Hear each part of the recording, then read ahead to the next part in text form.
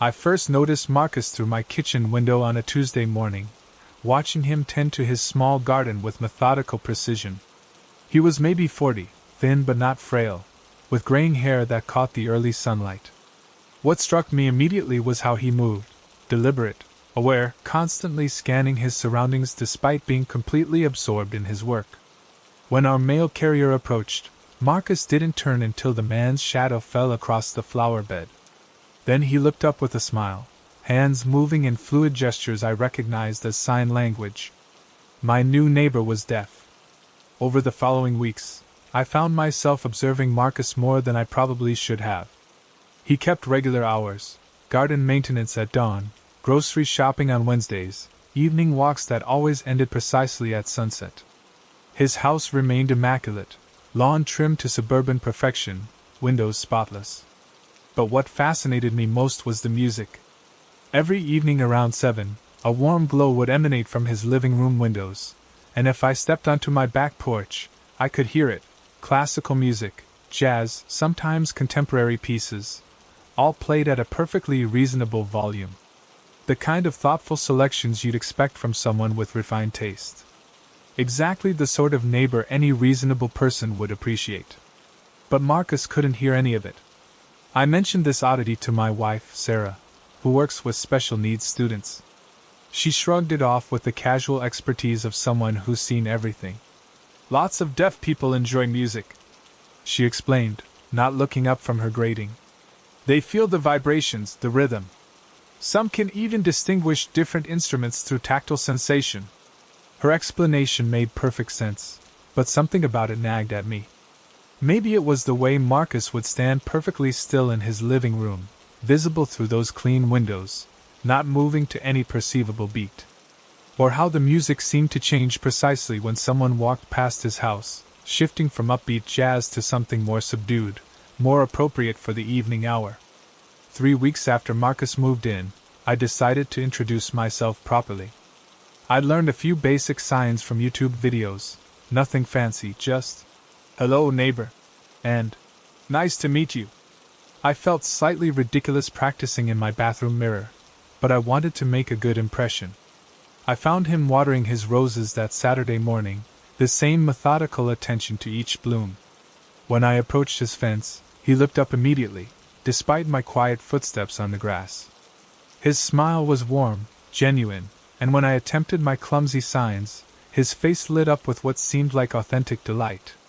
His response was fluid, graceful, and completely beyond my comprehension.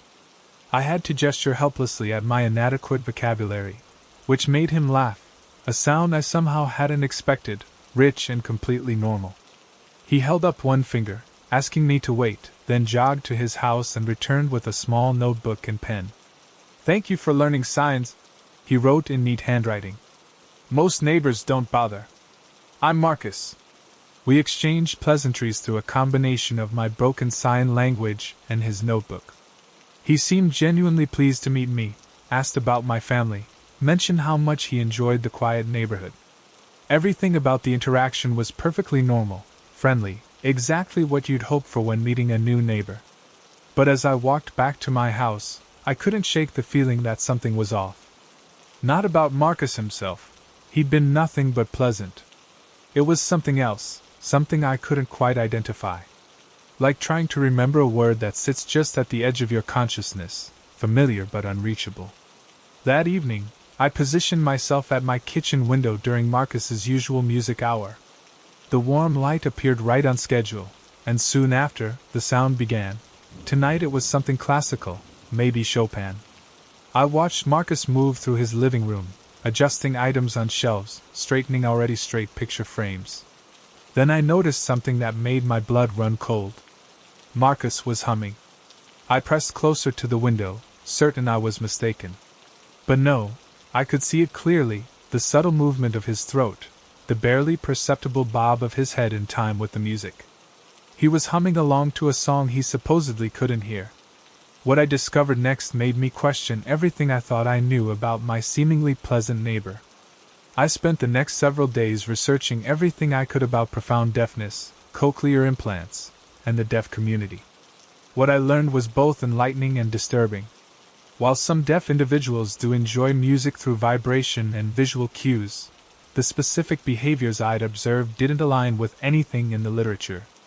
The humming, in particular, troubled me. Most people born deaf never develop the ability to match pitch accurately since they've never heard musical tones. But Marcus hummed with perfect pitch. I began paying closer attention to his daily routines, telling myself I was just being a concerned neighbor. What I discovered was a pattern so precise it seemed almost programmed. Marcus left for grocery shopping every Wednesday at exactly 2:15 p.m., returned at 3:45 p.m. His evening walks began at 7:30 p.m., lasted exactly 30 minutes, and followed the same route every single time. Even his gardening followed a strict schedule: roses on Monday, vegetables on Tuesday, lawn maintenance on Wednesday morning before shopping. No one lives with that level of rigid precision unless they're compensating for something. The breakthrough came during Thursday's thunderstorm. I was working late in my home office when lightning struck close enough to rattle the windows. The sudden thunder crack was so violent that I jumped despite expecting it. Through my office window, I watched Marcus in his garden, completely oblivious to the chaos around him, calmly continuing his evening routine as rain began to fall. But then another lightning strike illuminated the neighborhood, and in that brief, harsh light, I saw Marcus's head snap toward my house with predatory alertness. He stood motionless for several seconds, scanning the windows, before quickly retreating inside. He'd heard my chair scrape against the floor when I jumped. I sat in my dark office for nearly an hour, pulse racing, trying to rationalize what I'd witnessed. Maybe I'd been mistaken about the timing. Maybe he'd seen the lightning and was just being cautious about the storm. Maybe his deafness was partial, not complete. But deep down, I knew what I'd seen. Marcus wasn't deaf at all. The question that haunted me was simple and terrifying. Why would someone pretend to be deaf? What possible reason could there be for such an elaborate deception? I started noticing other inconsistencies. The mail carrier who'd learned basic signs to communicate with Marcus. How had that relationship developed so quickly? The way delivery drivers always seemed to know exactly where to find him, even when he was in his backyard. The fact that he never seemed startled by unexpected noises, as if he was always aware of approaching sounds. And then there were the evening walks. I began timing them more carefully, noting his exact route through the neighborhood. Marcus walked past 17 houses on his circuit, and I realized that from various points along his path, he had perfect sight lines into most of their windows. What I'd initially interpreted as a pleasant evening constitutional was actually systematic reconnaissance. He was watching us. All of us. The realization hit me like a physical blow. Marcus wasn't just pretending to be deaf, he was using his supposed disability as camouflage. People were more trusting around him, more likely to speak freely in his presence, believing he couldn't hear their conversations. They were less suspicious of his behavior, more accommodating of his quirks. His deafness was the perfect cover for surveillance. But surveillance for what purpose? And who was he really? I knew I needed proof, something more than my growing paranoia and carefully observed inconsistencies. The opportunity came the following Tuesday when I noticed Marcus leaving for an unscheduled trip to the hardware store. Instead of his usual Wednesday routine, he was gone for over 2 hours in the middle of the afternoon. I waited until I was sure he wouldn't return soon, then approached his house with a flimsy excuse about checking whether he'd received a package meant for my address. The front door was locked, but like most suburban homes, Marcus's had a tall fence surrounding his backyard. I'd never been the type to snoop on neighbors, but nothing about this situation was normal anymore. What I found in his backyard changed everything. Hidden behind a carefully maintained shed was equipment that had nothing to do with gardening. Professional-grade listening devices, antenna arrays, and what looked like recording equipment all concealed within weatherproof housing. Cables ran underground, probably connecting to receivers positioned around the neighborhood. This wasn't casual eavesdropping. This was a sophisticated operation. Marcus wasn't just watching us. He was listening to everything. I photographed what I could with my phone, hands shaking as I tried to document the evidence. But as I prepared to leave, I heard the distinctive sound of Marcus's car pulling into his driveway. He was back early. I barely made it over the fence before his back door opened. From my own yard, I watched through the gaps in our shared fence as Marcus emerged into his backyard. He moved directly to the shed, checking the equipment with practiced efficiency. Then he stopped, head tilted as if listening. When he turned toward my fence, his expression was no longer that of my friendly, deaf neighbor. His eyes were cold, calculating, predatory. He knew someone had been there. And I was certain he knew it was me. The final piece of the puzzle changed everything, and there was no going back. That evening, I sat in my darkened living room, curtains drawn, trying to decide what to do with what I'd discovered. Call the police? But with what evidence? Some surveillance equipment and my suspicions about a man pretending to be deaf? Contact the FBI? And tell them what exactly? As I wrestled with these questions, I noticed something that made my blood freeze. The music from Marcus's house had stopped. For the first time since he'd moved in, his evening routine had been broken. No warm light glowed from his windows. No carefully curated playlist drifted across the yards between our houses. His house sat in complete darkness and absolute silence. But he was home. His car was in the driveway. I crept to my kitchen window and peered across the yard. Marcus's house remained dark, but something was wrong with the picture. It took me several minutes to identify what I was seeing, or rather, what I wasn't seeing. The surveillance equipment behind his shed was gone. All of it. Removed with the same methodical precision that characterized everything else about Marcus's behavior. That's when I heard the soft scrape of footsteps on my back porch. My heart hammered against my ribs as I realized the horrible truth.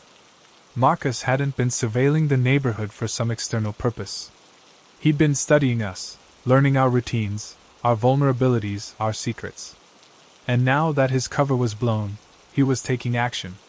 I fumbled for my phone, hands trembling as I tried to dial 911, but the screen showed no signal. Impossible. We'd never had reception problems before. Another soft sound from the porch, closer to the door now. In that moment of crystalline terror, I understood that everything I'd observed, every inconsistency and red flag, had been leading to this moment. Marcus's perfect routine, his systematic observation of the neighborhood, his elaborate deception, it had all been preparation. But preparation for what? The doorknob turned slowly, silently, and I realized with absolute certainty that I was about to find out. I pressed myself against the wall, hardly breathing, as my back door opened with the faintest whisper of hinges. No creaking, no hesitation. Marcus had been practicing this entry, probably testing it during his evening walks when he knew our family's schedule. In the darkness, I could hear him moving through my kitchen with impossible stealth, each footstep placed with surgical precision. This wasn't random violence or burglary. This was something far more calculated, far more personal. And then I heard something that nearly stopped my heart entirely. Marcus was humming again. The same perfect pitch, the same casual melody he'd hummed while arranging his living room. But now, creeping through my house in absolute darkness, it sounded like a funeral dirge. I had seconds to decide, and my choice would determine everything. The basement door was 3 steps to my left. The front door was across the living room, past where Marcus was now moving. My phone was useless, my neighbors were too far away to hear me scream, and I finally understood why Marcus had chosen this quiet, isolated street for his performance. We were all alone out here, just the way he'd planned. As his humming grew closer, I realized the most terrifying truth of all: Marcus had never been hiding from us. We were the ones who'd been hiding from him. I should have known something was wrong when our garbage cans started appearing back in our garages every Tuesday evening, cleaned and perfectly aligned. Not just mine, everyone's on Maple Street. Spotless bins arranged with military precision, lids closed at identical angles, wheels facing inward exactly 3 inches from the garage wall. My wife Emma laughed it off at first. "Maybe we have a garbage fairy," she joked, but I could see the unease in her eyes. We'd lived in this neighborhood for 8 years, and our Tuesday routine had always been the same: drag the bins to the curb Monday night, leave them scattered wherever the truck dropped them until someone remembered to bring them back. Usually me, usually Thursday or Friday, usually still reeking of last week's leftovers. But now they appeared in our garage every week like clockwork, immaculate and odorless. The phenomenon had started 3 months ago, right after David Chin moved into the corner house. He'd introduced himself to every family on the block with homemade cookies and a notebook where he carefully recorded our names, occupations, and family details. "Just want to be a good neighbor," he'd explained with that warm smile that never quite reached his eyes. David was maybe 45, soft-spoken, with the kind of meticulous appearance that suggested he ironed his casual clothes. He worked remotely doing something with data analysis, kept his lawn at country club standards, and had an uncanny ability to appear whenever anyone needed help. "Car won't start?" David was there with jumper cables. "Package delivered to the wrong address?" David had already rerouted it. "Kid's soccer ball lands in someone's yard?" David would return it before they could even go looking. At first, we all felt grateful. Who wouldn't want a neighbor like that? But gratitude slowly curdled into something else as David's helpfulness became increasingly comprehensive. Mrs. Patterson mentioned to Emma that her roses weren't blooming well this year. The next morning, she found her entire garden had been redesigned overnight. New soil, fertilizer, and a detailed care schedule laminated and posted on her garden shed. When she tried to thank David, he just smiled and said he was happy to help make her garden perfect. The Hendersons complained about their teenage son Jake's loud music during their backyard barbecue. By the following weekend, Jake had mysteriously developed a new interest in studying quietly in his room.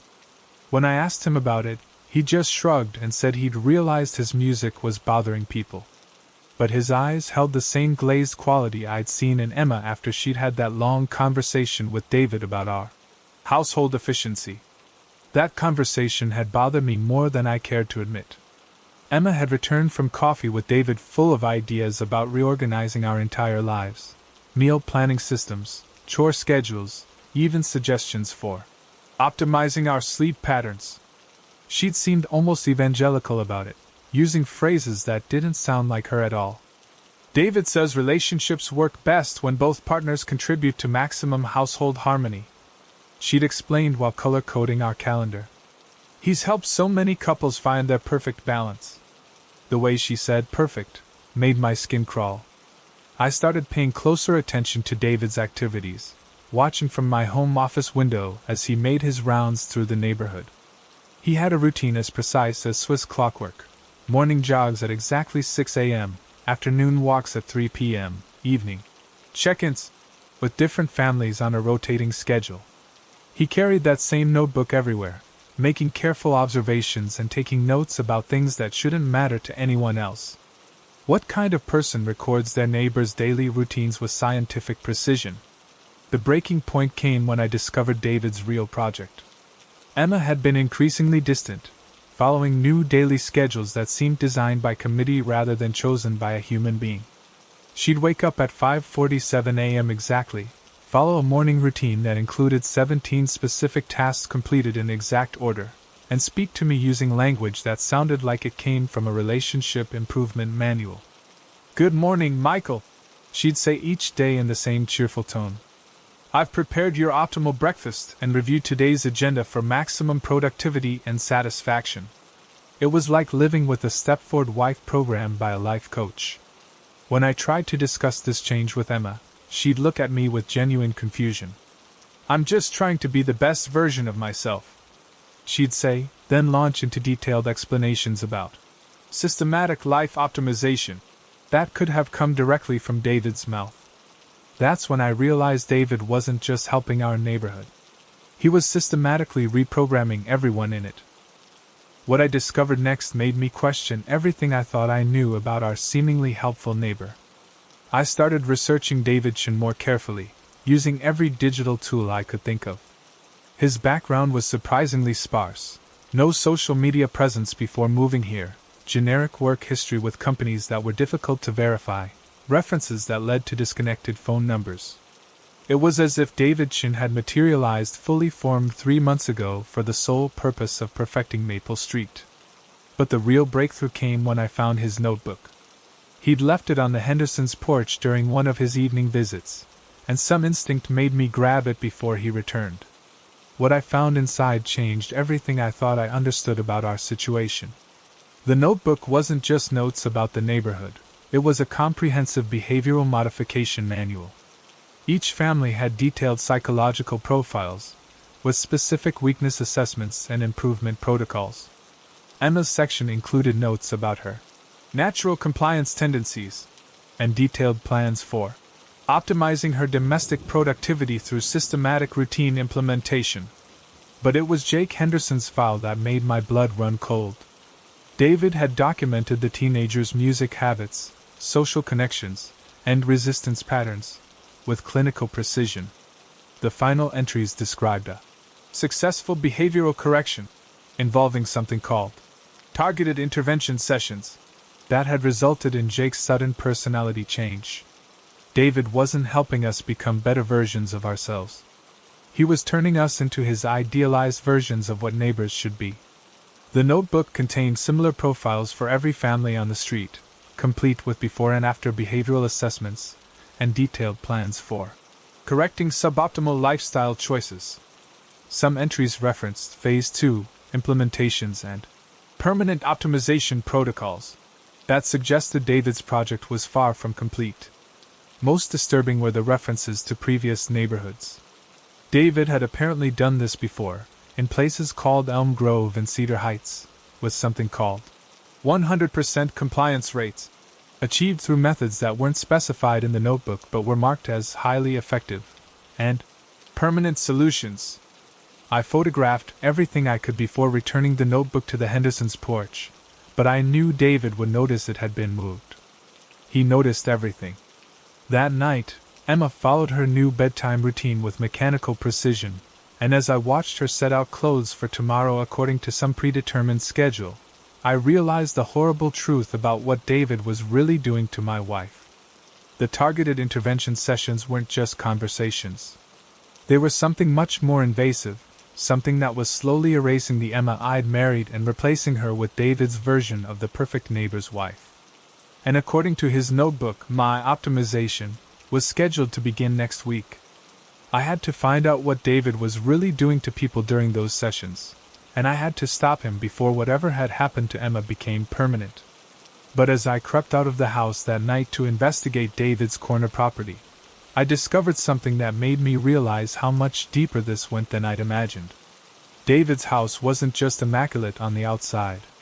The interior was a shrine to behavioral modification, with detailed charts tracking every family's progress toward his definition of perfection.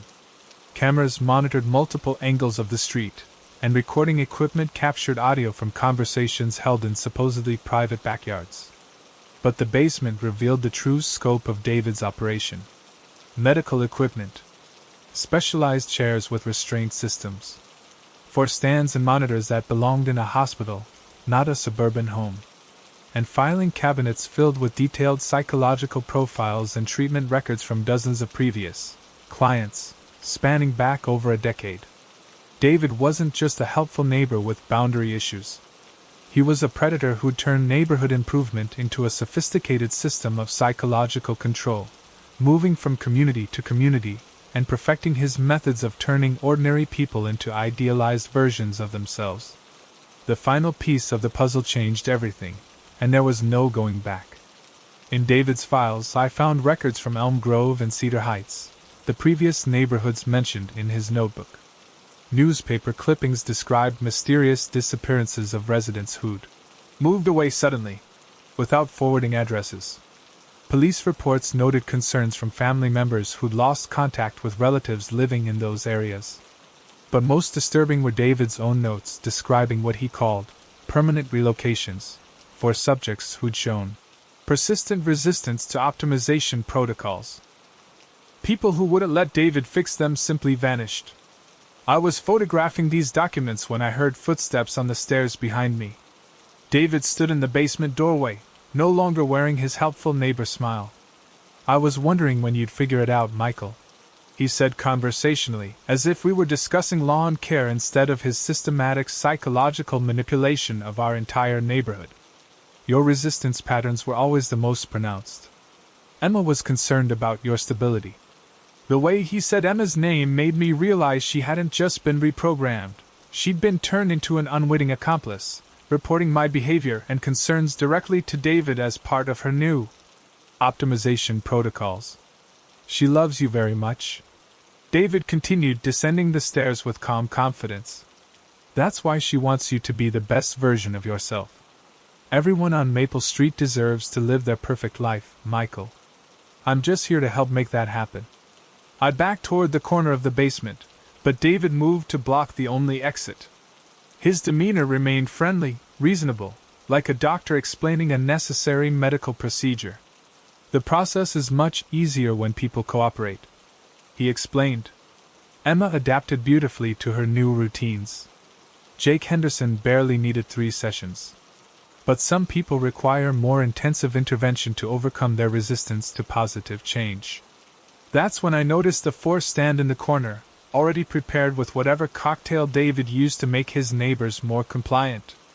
The restraint chair faced a wall of monitors showing live feeds from cameras throughout the neighborhood, every yard, every window, every conversation happening on Maple Street under David's watchful supervision.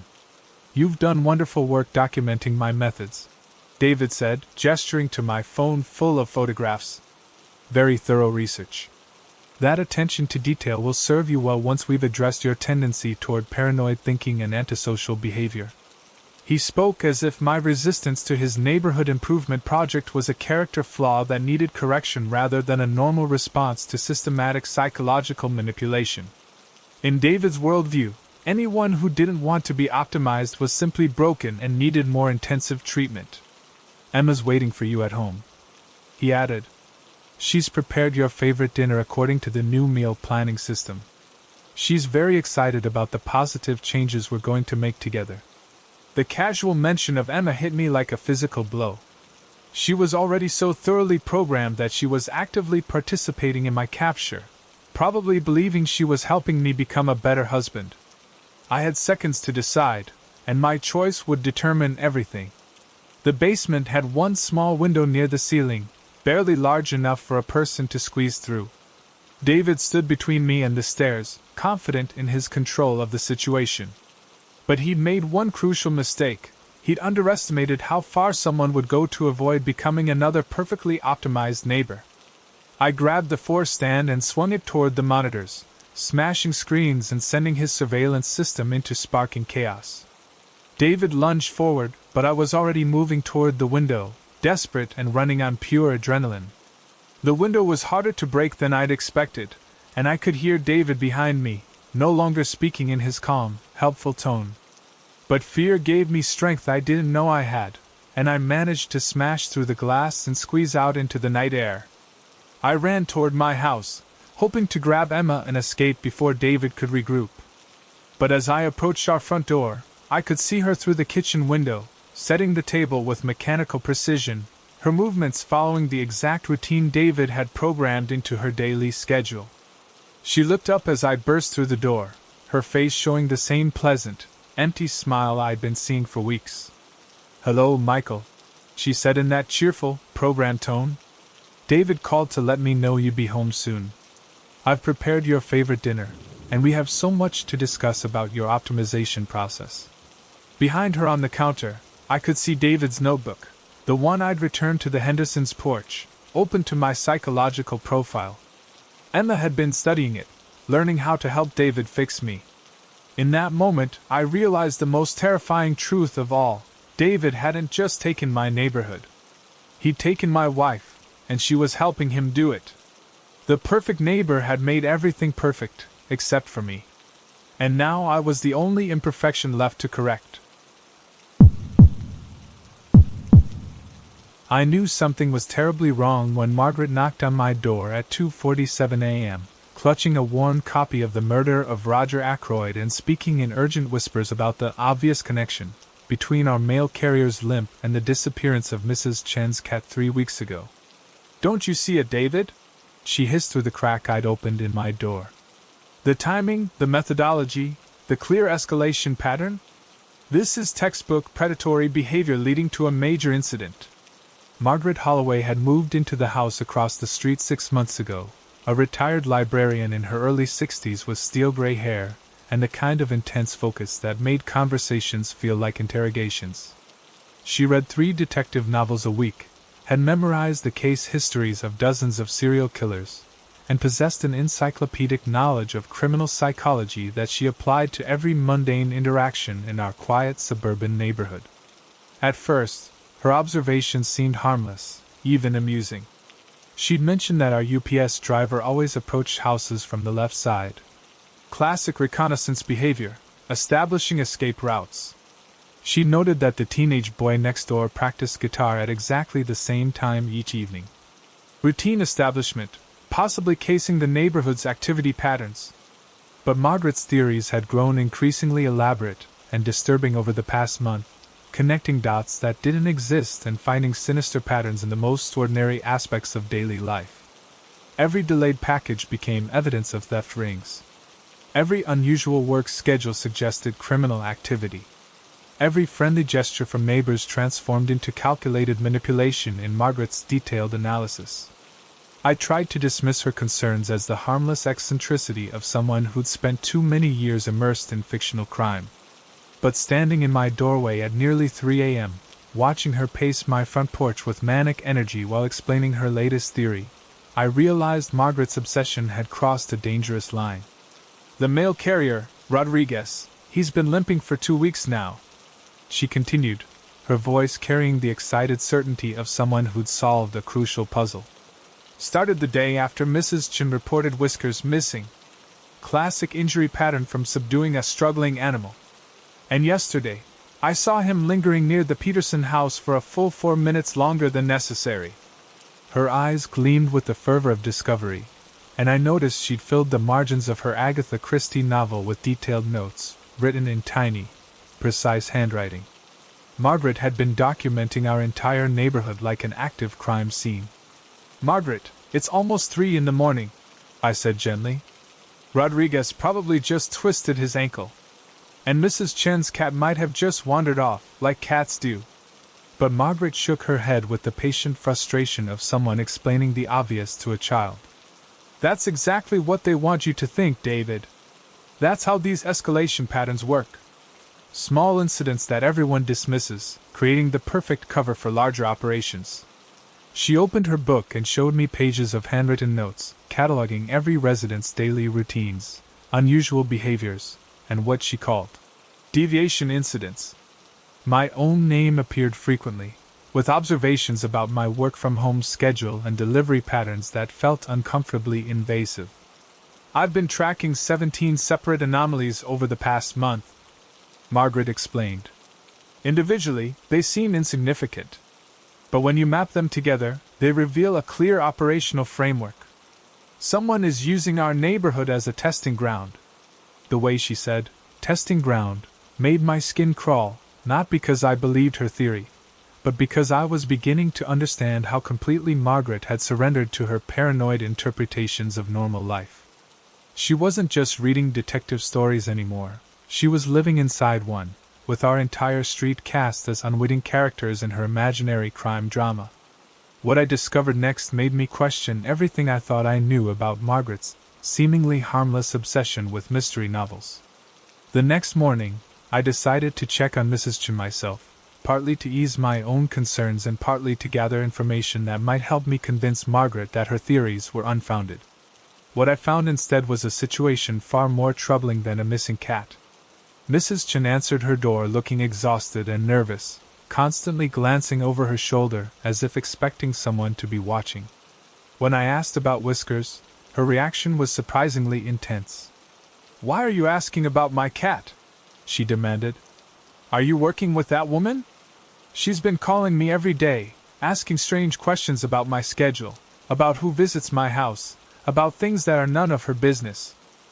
It turned out Margaret had been conducting what she called investigative interviews with multiple neighbors, pressing them for details about their daily routines under the guise of solving various crimes she'd identified.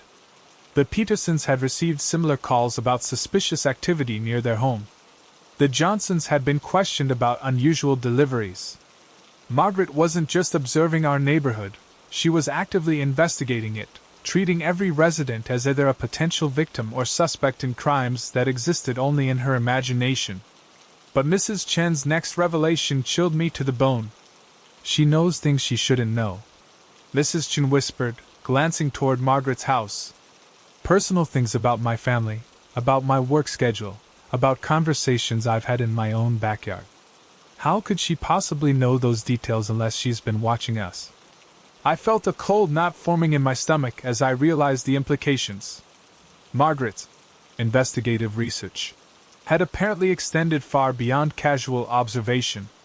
She'd been systematically surveilling our entire neighborhood, gathering intimate details about everyone's lives under the cover of her crime-solving hobby. When I got home, I found Margaret waiting in my driveway, holding a thick manila folder and wearing the satisfied expression of someone who'd made a breakthrough discovery. I solved it, David, she announced. The pattern is complete. I know who's been orchestrating everything. She opened the folder to reveal photographs, dozens of them, taken with a telephoto lens from various angles around the neighborhood. Pictures of neighbors in their yards, entering and leaving their homes, accepting deliveries, having conversations. All carefully labeled with dates, times, and detailed notes about suspicious behaviors. The operation is more sophisticated than I initially calculated, Margaret explained with clinical detachment. Multi-layered surveillance, behavioral modification experiments, systematic data collection. Whoever's running this has been extremely careful to make everything appear normal. As she flipped through the photographs, explaining her theories about hidden cameras, coordinated schedules, and elaborate deception campaigns, I realized with growing horror that Margaret had become the very thing she thought she was investigating. She transformed from a concerned neighbor into a predatory observer, collecting information about everyone's private lives and constructing elaborate fantasies to justify her violations of their privacy. But the most disturbing revelation was yet to come. The mastermind has been very clever, Margaret continued, using misdirection and false flag operations to throw off suspicion. But I've identified the central coordinator of the entire network. She pulled out a final photograph, this one showing a figure walking through someone's backyard at night, telephoto lens capturing details that could only have been taken from an elevated position with professional surveillance equipment. The person in the photograph was me. That's when I realized Margaret's investigation wasn't just about solving imaginary crimes, it was about creating them. The truth behind Margaret's detective work was so much worse than I could have imagined. The evidence is overwhelming, Margaret said, spreading more photographs across my driveway. You've been the constant factor in every anomalous event. The timing of your work-from-home schedule coincides perfectly with package delivery irregularities. Your evening walks follow routes that provide optimal surveillance coverage of the entire neighborhood. And your sudden interest in Mrs. Chen's missing cat reveals classic deflection behavior. She spoke with the calm certainty of someone presenting an airtight case, but I could see the dangerous gleam in her eyes that suggested she'd crossed the line from fantasy into delusion. Margaret had spent months constructing an elaborate conspiracy theory, and now she'd identified me as the central villain. I've been documenting everything, she continued, pulling out additional folders filled with what looked like police surveillance reports, financial records, communication patterns, behavioral analysis. The local authorities will be very interested in this comprehensive profile. My blood ran cold as I realized Margaret had been conducting what amounted to stalking behavior for months, creating detailed dossiers on multiple neighbors and preparing to present her findings to law enforcement as evidence of criminal activity. Margaret, this has gone too far, I said, trying to keep my voice calm. You can't just spy on people and create conspiracy theories about their normal daily activities. But Margaret stepped back with the wariness of someone who just confirmed their worst suspicions. Classic gaslighting technique, she muttered, making notes in a small pad. Attempting to discredit the investigation by suggesting the investigator is mentally unstable. She began photographing my reaction with a small digital camera, documenting what she apparently considered evidence of my guilt. Every word I spoke, every gesture I made was being recorded and interpreted through the lens of her elaborate criminal theory. The beautiful thing about detective work, Margaret explained as she continued taking pictures, is that eventually, every criminal makes a mistake. They reveal themselves through their reactions to discovery. And your reaction, David, is exactly what I expected from someone who's been orchestrating a long-term deception campaign.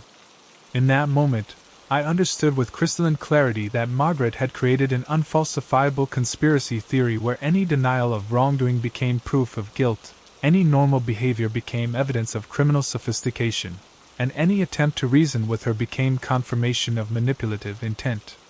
She trapped not just me, but potentially every neighbor in an elaborate paranoid framework where we were all suspects in crimes that existed only in her imagination. The final piece of the puzzle changed everything, and there was no going back. That evening I received a call from Detective Sarah Mills of the local police department. Margaret had indeed contacted law enforcement, presenting them with her months of surveillance documentation and demanding a full investigation into what she called coordinated criminal activity in our neighborhood. Mr. Patterson, Detective Mills said with professional courtesy that barely concealed her skepticism, we've received some rather unusual allegations about activities in your area.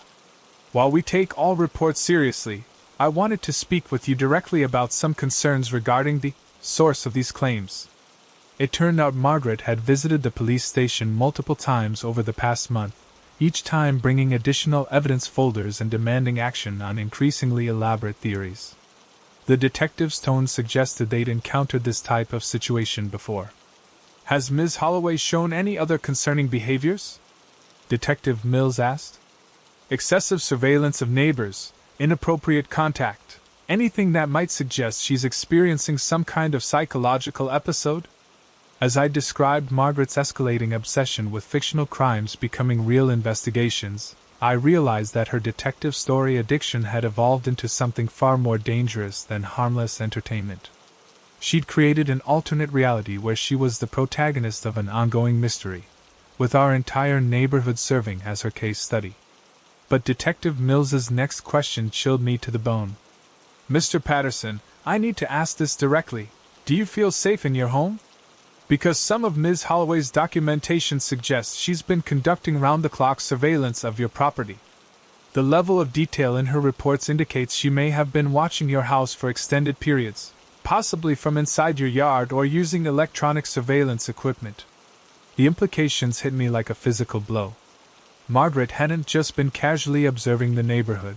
She'd been conducting professional-level surveillance operations, potentially involving trespassing and illegal monitoring of private property. Her detective hobby had transformed her into the very type of criminal she thought she was investigating. We're going to have a conversation with Ms. Holloway, Detective Mills continued. But I wanted to warn you that individuals experiencing this type of paranoid fixation can sometimes escalate their behavior when they feel their investigations are being threatened. After hanging up, I stood at my kitchen window looking across the street at Margaret's house. Every light was on, and I could see her silhouette moving from room to room, probably organizing more evidence for her imaginary case. What happened in those next few moments will stay with me forever. Margaret appeared at her front window, holding what looked like a professional camera with a telephoto lens. When she saw me watching, she didn't hide or look away. Instead, she raised the camera and began taking photographs of me standing in my own kitchen. Flash after flash illuminated her face through the window, and I could see her mouth moving as she apparently narrated her observations into a recording device. She was documenting my reaction to being photographed, probably as additional evidence for her elaborate theory about my criminal activities. But then I noticed something that made my blood freeze. Margaret wasn't alone in her window. Behind her, barely visible in the shadows of her living room, stood another figure. Someone else was in Margaret's house, watching her photograph me, and when they realized I could see them, they stepped back into the darkness.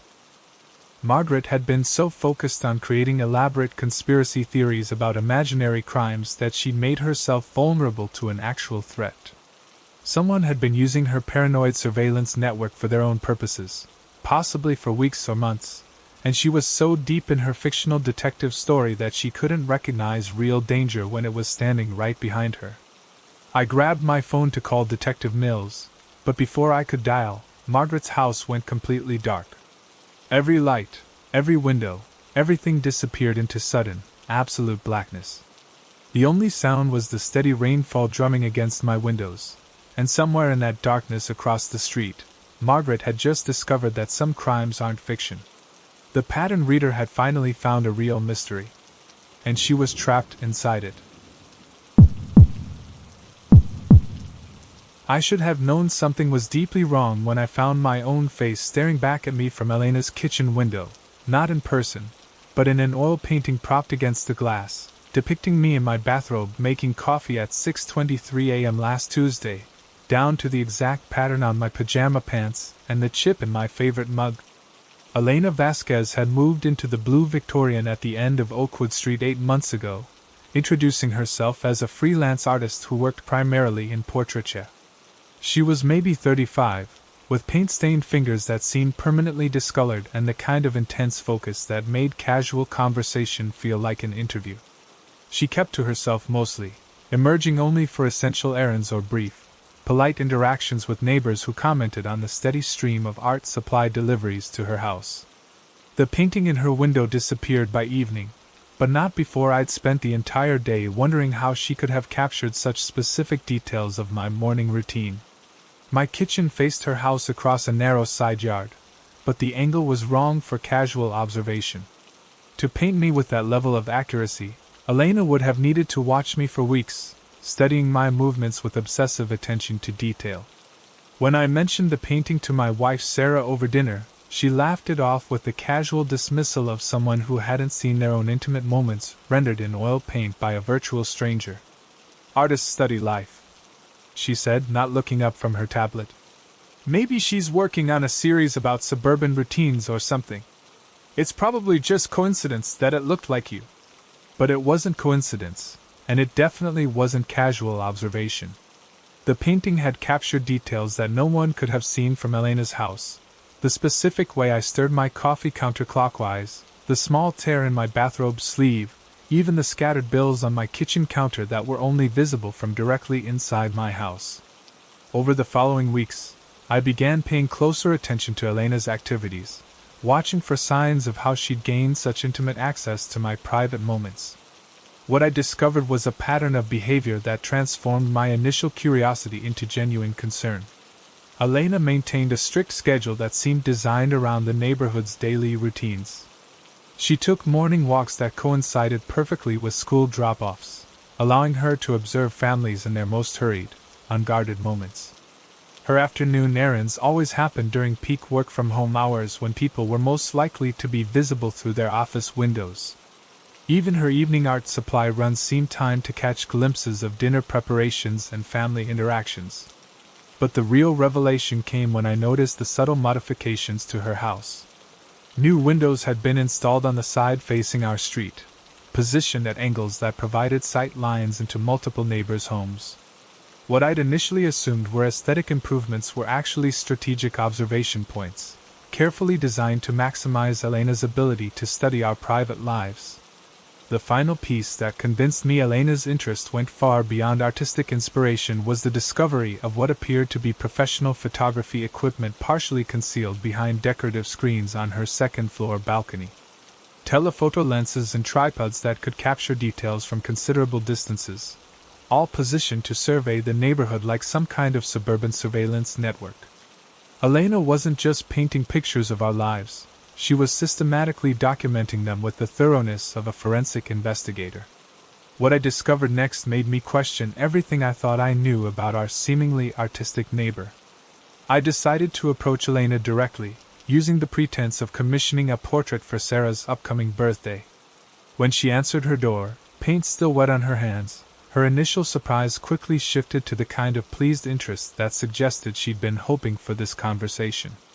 "I'd love to discuss a commission," she said, stepping aside to welcome me into her living room. "I specialize in capturing people in their most authentic moments, when they think no one is watching." The way she phrased that made my skin crawl, but what I saw inside her house was far more disturbing than her choice of words. Every available wall space was covered with paintings, dozens of them, maybe hundreds, all depicting intimate moments from our neighborhood. I recognized the Hendersons arguing in their kitchen, Mrs. Patterson reading in her bedroom, the Chin family having dinner, all rendered with photographic accuracy and unsettling attention to emotional detail. "These are remarkable," I managed, trying to keep my voice steady while scanning the gallery of my neighbors' private lives. "How do you capture such realistic moments?" Elena's smile carried the pride of someone showing off their life's work. "People are most beautiful when they're unaware of being observed," she explained, gesturing toward a painting of our mail carrier taking medication from a pill bottle, something he clearly believed he was doing in private. Authentic human behavior only emerges when people feel completely safe from judgment. She led me through her living room, pointing out specific pieces with the enthusiasm of a museum curator. Each painting told a story that its subject had never intended to share: marital arguments, personal struggles, private celebrations, moments of vulnerability that should have remained hidden behind closed doors. "The technical challenge," Elena continued, "is capturing enough detail to convey the complete emotional truth of each scene. That requires extensive observation, multiple reference points, and sometimes creative interpretation to fill in what can't be directly observed." The casual way she described systematic voyeurism as artistic methodology made me realize Elena had completely rationalized her invasive behavior. In her mind, she wasn't violating our privacy, she was documenting the authentic human experience. But then she showed me something that made my blood run cold. "This is my latest series," Elena said, pulling back a cloth covering to reveal a collection of paintings depicting scenes that couldn't possibly have been observed from her house. Intimate moments between married couples, private phone conversations, even people alone in their bathrooms and bedrooms, all painted with impossible accuracy. "How did you?" I started, but Elena interrupted with the excitement of someone finally able to share professional secrets. "The key is understanding that art isn't limited by conventional boundaries," she explained.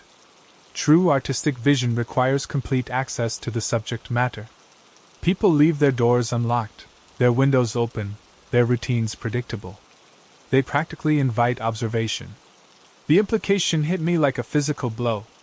Elena hadn't just been watching us from her house, she'd been entering our homes, studying our most private spaces, documenting details that could only be captured through direct intrusion. I was standing in the living room of someone who'd been systematically breaking into every house on our street for months, treating our private lives as her personal art studio. That's when I realized Elena's invitation to show me her work wasn't coincidence, it was opportunity. The truth behind Elena's artistic process was so much worse than I could have imagined.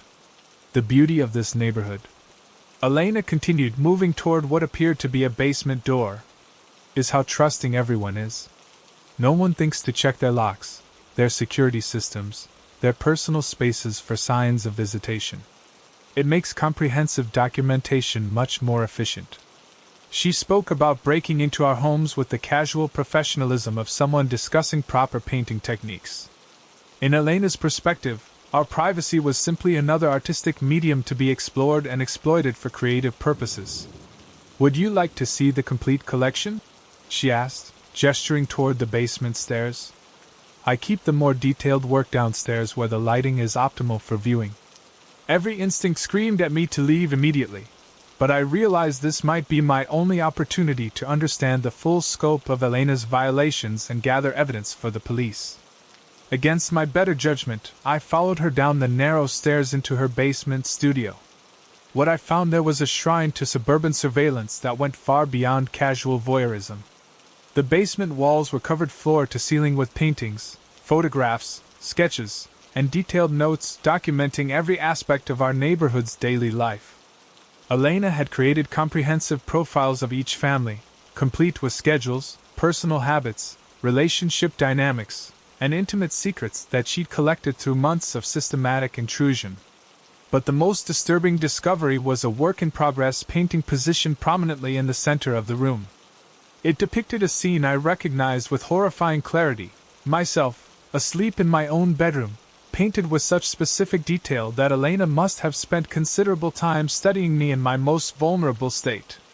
That's my masterpiece, Elena said with obvious pride. Capturing someone in complete unconsciousness reveals their truest essence.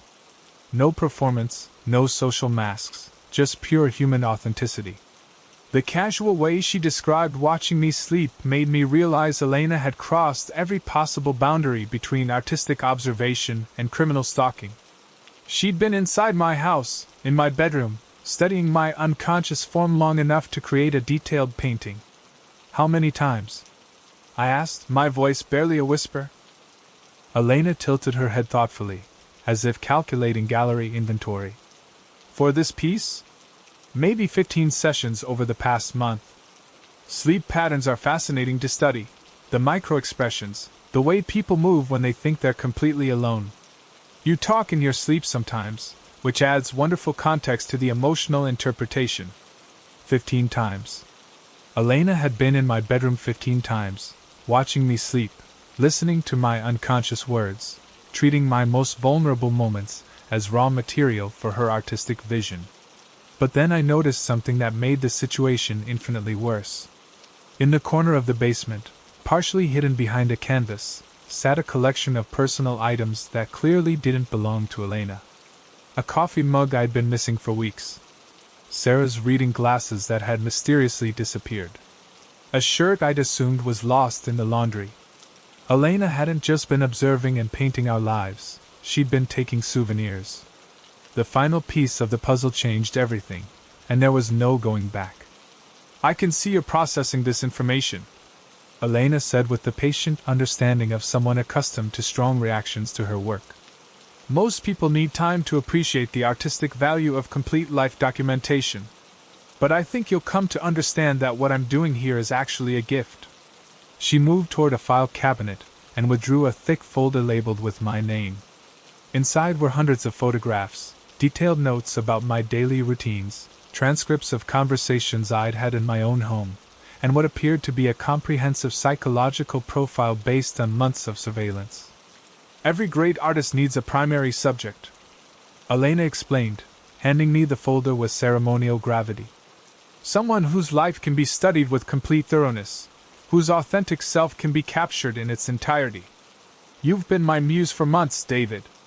This documentation represents the most honest portrait of a human being I've ever created.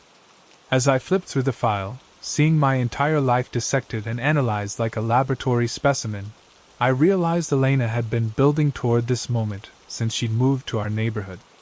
The other paintings, the casual observations, the systematic home invasions, everything had been preparation for turning me into her featured subject. The next phase, Elena said, moving to block the stairs leading back upstairs, involves more direct collaboration. Living subjects provide much richer material than observational studies. We can explore authentic emotional responses, genuine fear reactions, real-time psychological documentation. Her casual tone made the threat even more terrifying. Elena was proposing to essentially kidnap me for use as a live art project, and she discussed it with the enthusiasm of someone proposing a creative partnership. I had seconds to decide, and my choice would determine everything. The basement had only one exit, the stairs behind Elena, and she'd positioned herself with the confidence of someone who'd planned this scenario carefully. But Elena had made one crucial mistake in her obsessive documentation of my life. She'd studied my routines so thoroughly that she'd failed to notice my recent changes. The self-defense classes I'd started taking after feeling increasingly uncomfortable about neighborhood safety. The pepper spray Sarah had insisted I carry after several break-ins in nearby areas. The personal alarm system that was currently recording this entire conversation to a cloud server. Elena, what you're describing is imprisonment, I said clearly, knowing the recording would capture her response. You can't keep someone against their will for art. But Elena shook her head with the frustrated patience of someone explaining the obvious. Art requires sacrifice, David. The greatest works throughout history involve subjects who contributed their entire being to the creative process. This is your opportunity to become something immortal. She reached into her paint-stained apron and withdrew what looked like a small injector, the kind used for administering sedatives. Elena had apparently progressed from passive observation to active control, prepared to drug me into compliance for her artistic vision. "The documentation will be extraordinary," she said, stepping closer with the injector raised. "Real fear, genuine helplessness, authentic human response to absolute loss of control. No painter in history has had access to such pure emotional truth." In that moment, I understood that Elena's art collection represented more than just voyeuristic painting. It was evidence of escalating criminal behavior that had been building toward this moment of complete violation. But as Elena moved to inject me with whatever chemical would make me compliant for her artistic documentation, I heard something that changed everything. Footsteps on the floor above us. Multiple sets, moving with purpose through Elena's house. "David Patterson," came a voice from upstairs. "This is Detective Mills with the police department. We're executing a search warrant." Elena's face shifted from artistic enthusiasm to panicked realization. Apparently, my earlier conversation with Detective Mills about Margaret's surveillance activities had prompted a broader investigation into neighborhood safety concerns. Elena's systematic home invasions had finally attracted official attention. As police officers descended into the basement, Elena looked at me with the disappointed expression of an artist whose masterpiece had been interrupted at the crucial moment. "You don't understand what you're destroying," she said as handcuffs closed around her paint-stained wrists. "This was going to be my greatest work." But I understood perfectly. Elena had turned our entire neighborhood into her personal gallery, with each of us serving as unwilling subjects in her twisted vision of authentic art. The woman who painted our private lives had finally become a portrait herself, and I never wanted to see that picture again. Thanks so much for watching. I can't express enough how much your support means. The likes, the comments, it all really helps the channel grow. If you enjoyed the video, make sure to hit that like button and share your thoughts in the comments below. I always take the time to read them. And don't forget to subscribe so you never miss out on any new videos. See you next time.